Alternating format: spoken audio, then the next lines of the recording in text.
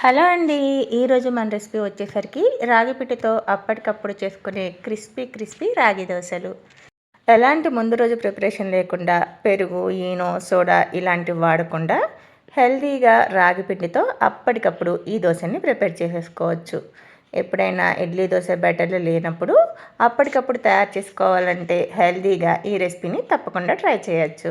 ఈ దోశలు పర్ఫెక్ట్గా కుదరాలంటే వీడియోని ఎక్కడ మిస్ చేయకుండా ఎండ్ వరకు చూసేయండి. నేను మీ Janu. Welcome to Janu's kitchen wall. ఈ రెసిపీ కోసం ముందుగా ఒక మిక్సింగ్ బౌల్ తీసుకొని దాంట్లోకి 1 కప్పు వరకు రాగి పిండిని యాడ్ చేసుకోండి. ఈ దోశలు క్రిస్పీగా రావడం కోసం అరకప్పు వరకు బొంబాయి రవ్వ, బైండింగ్ కోసం 1/2 కప్పు వరకు బియ్యం పిండి యాడ్ చేసుకోండి. ఇందులో టేస్ట్కి తగినట్లుగా 1 స్పూన్ వరకు ఉప్పు, 1 స్పూన్ జీలకర్ర, 2 కప్పుల వరకు వాటర్ని యాడ్ చేసుకోండి. పిండిలో వాటర్ బాగా మిక్స్ అయిపోయేలాగా గెరిటితో బాగా కలుపుకోండి. ఎక్కడ ఉండలు అనేది ఫామ్ అవ్వకుండా గెరిటితో బాగా కలుపుకొని ఇప్పుడు ఈ పిండికి 10 నిమిషాల పాటు రెస్ట్ ఇచ్చేయండి. ఇందులో మనం రవ్వ వేసుకున్నాం కదండి, ఆ రవ్వ నానేంత వరకు 10 నిమిషాల పాటు ఈ గిన్నెకి మూత పెట్టి పక్కన ఉంచేసేయండి. ఈ పిండి నానేలోపు మనకి దోశల్లోకి కావాల్సిన ఉల్లిపాయ ముక్కలు, పచ్చిమిర్చి, కరివేపాకు, కొత్తిమీర, క్యారెట్ ఇవన్నీ కట్ చేసి పెట్టుకున్నామంటే మనకి టైం కూడా సేవ్ అవుతుంది. ఇవి కట్ చేసేలోపు మనకి ఈ రవ్వ కూడా నానిపోయి ఉంటుంది. రవ్వ నానడం వల్ల మనకి పిండి చూసారా కొంచెం గట్టిపడింది, ఈ విధంగా చిక్కగా అయిపోతుంది. కానీ మనకి ఈ దోశలు వేసుకోవడానికి పిండి కన్సిస్టెన్సీ అనేది పల్చగా ఉండాలండి. మనం రవ్వ దోశ బ్యాటర్ ఏ విధంగా ఉంటుందో ఆ విధంగా ఈ బ్యాటర్ని అడ్జస్ట్ చేసుకోవాలి.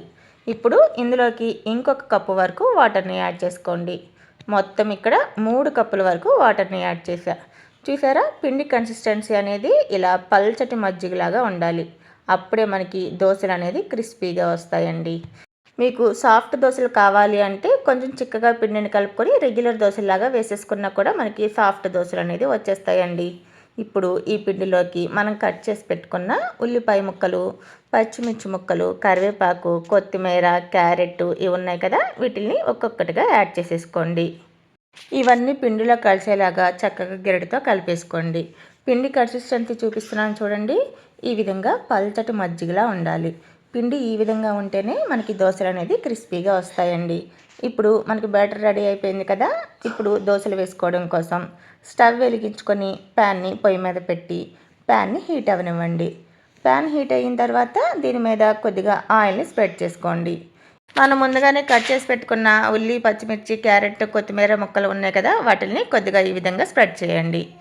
ఏదైనా అంచు ఉన్న గిన్నె కానీ గ్లాస్ కానీ తీసుకొని మనం రవ్వ దోశ పోసుకుంటాం కదండి, ఆ విధంగా వీడియో క్లిప్లో చూపిస్తున్నట్లుగా దోశని ప్యాన్ మీద స్ప్రెడ్ చేసుకోండి. దోశ వేసుకునేటప్పుడు ఫ్లేమ్ని హైలో పెట్టుకొని దోశ వేయడం అయిన తర్వాత ఫ్లేమ్ని లో టు మీడియంలోకి అడ్జస్ట్ చేసుకోండి. దోశ మీద ఉన్న తడంతా ఆరిపోయిన తర్వాత ఇప్పుడు అంచుల వెంబడి దోశ మధ్యలో కూడా ఆయిల్ని స్ప్రెడ్ చేసుకోండి. ఈ దోశ లో ఫ్లేమ్లో కాల్చుకుంటేనే చక్కగా క్రిస్పీగా వస్తాయండి. ఈ విధంగా ఆయిల్ని స్ప్రెడ్ చేసుకొని లో ఫ్లేమ్లోనే క్రిస్పీగా అయ్యేంత వరకు కాల్చుకోండి. దోశ మంచిగా కాలిన తర్వాత మనకి ప్యాన్ నుంచి దోశ అనేది ఈజీగా సపరేట్ అయిపోతుందండి.